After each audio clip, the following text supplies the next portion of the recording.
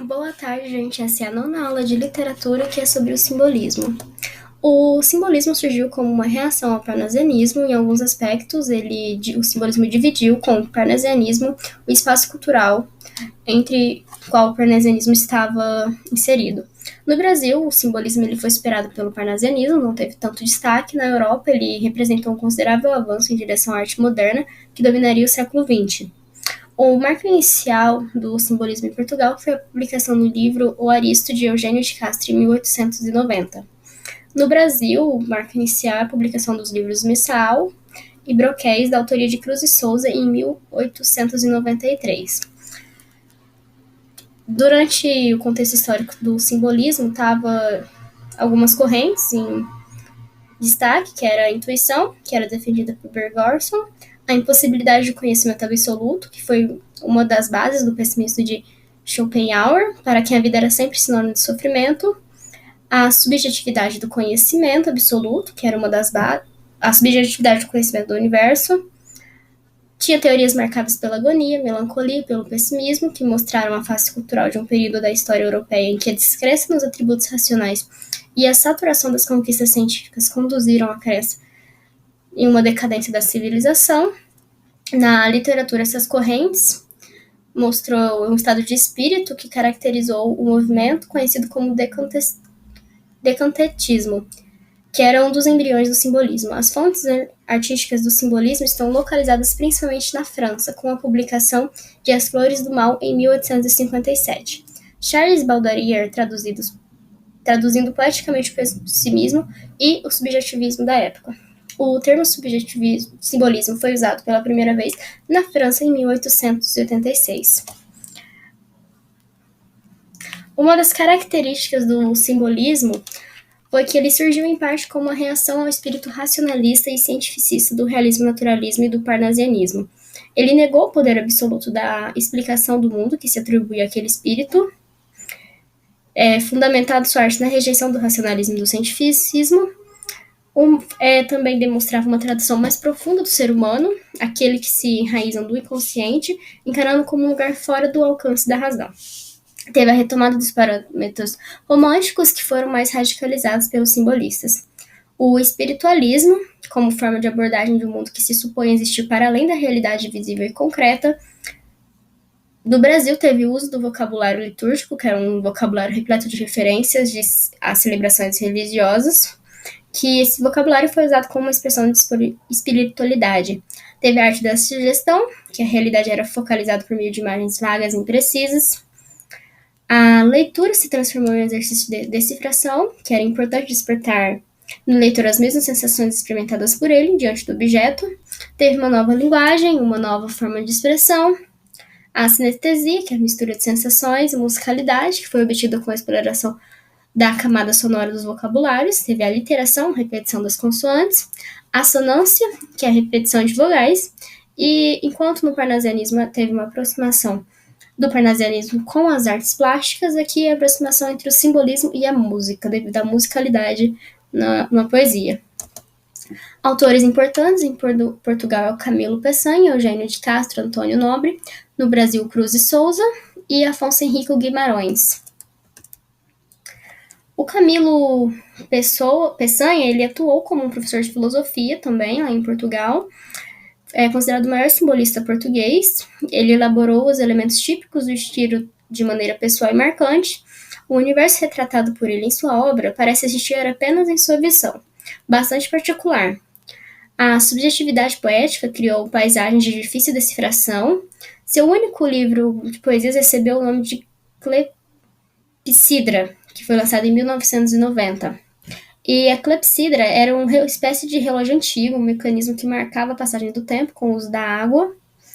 A água representa a realidade que se desfaz, um tempo que não é jamais capturado plenamente e que, por isso, é vivido de forma angustiante. Além de efêmera, a vida é incompreensível. Sua poesia também revela um artista que se sente um estranho diante do mundo e até diante de si mesmo, fundo do pessimista e melancólico da sua poesia.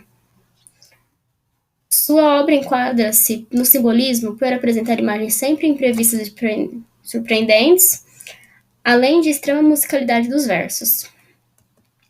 O Eugênio de Castro, fundou e liderou o grupo e a revista dos Insubmissos. O seu simbolismo foi momentâneo, ele não passou a vida toda dele escrevendo só poesias simbolistas.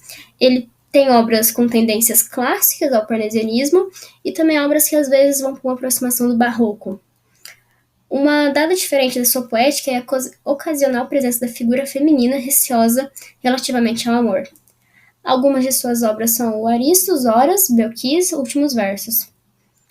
Antônio Nobre, em sua poesia, há a nítida identificação com o jeito de ser dos simbolistas franceses, a melancolia, o pessimismo, o desencanto, a morte e, sobretudo, a tristeza. Às vezes, o poeta trata esse conjunto de sentimentos como um estigma social português.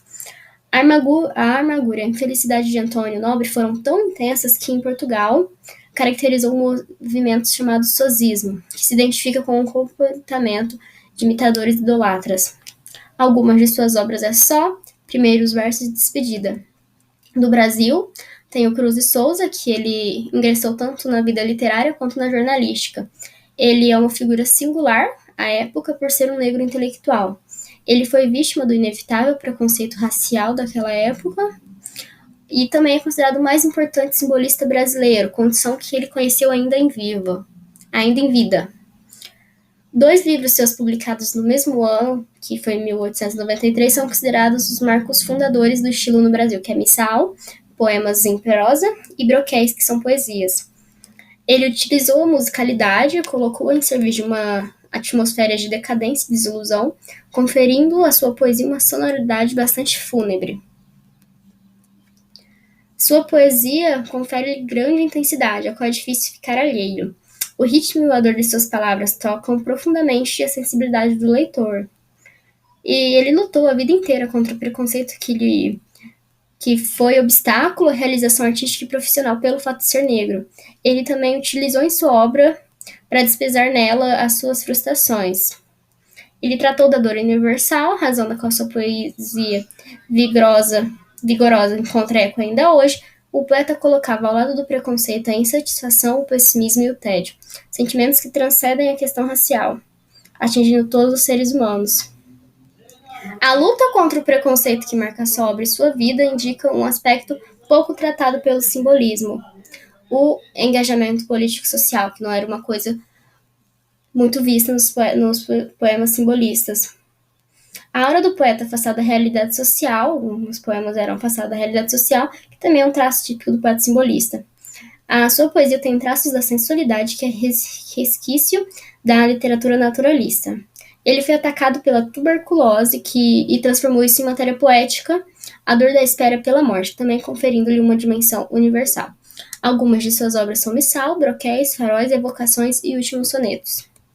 Também tem o autor Afonso Henrique Guimarães, que teve uma obra poética marcada pela identificação do poeta com as tradições populares, principalmente a fé católica. A religião se expressa como uma devoção à Virgem Maria, fazendo de sua poesia uma interpretação pessoal do simbolismo. Teve a divinização da mulher amada, de um caráter sugestivo, de transitoriedade e imaterialidade da vida. O misticismo, o amor e a morte compõem o tripé do conteúdo poético do autor. Ele também foi considerado o poeta mais místico da literatura brasileira. Os sentimentos de abandono, melancolia e a sensação de um eterno e doloroso silêncio também estão presentes em sua obra. Algumas de suas obras são Câmara Ardente, Dona Mística, Septenário das Dores de Nossa Senhora, Kyriale, Pastoral aos Crentes do Amor e da Morte.